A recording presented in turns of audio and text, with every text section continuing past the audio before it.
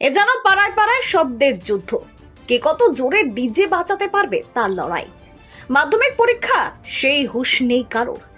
Pandua Niall গ্রামে সেই শব্দের তাণ্ডব বন্ধ করতে গিয়ে গতকাল আক্রান্ত হয় পুলিশ। গ্রামবাসীদের ছোড়া ঢিলে মাথা ফাটে এএসআই রাজদেব হাজরার। এরপরে অ্যাকশনে নামে পুলিশ। গ্রামে গ্রামে তল্লাশি চালিয়ে ধরে আনে ৪২ জনকে। ধৃতদের বিরুদ্ধে অবৈধ জমায়েত, সরকারি কাজে বাধা, পুলিশকে মারধর, পুলিশকে সহযোগিতা করতে গেলে স্থানীয়দের মারধর, সরকারি সম্পত্তি নষ্ট, উচ্চস্বরে মাইক বাজানোর অভিযোগ করা হয়েছে। সিজ করা হয়েছে 3টি পুজো কমিটির মাইক বক্স এবং ডিজের যন্ত্রাংশ, যার মধ্যে রয়েছে প্রায় 40টি বক্স, একটি ছোট হাতি গাড়ি, একটি lorry, 2টো engine van, 2টো generator.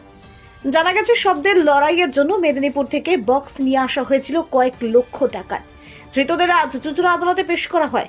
Hooghly গ্রামীণ পুলিশ সূত্রে জানা গেছে আরো বেশ কয়েকজনের বিরুদ্ধে অভিযোগ রয়েছে পুলিশকে আক্রমণের। তাদের বিরুদ্ধে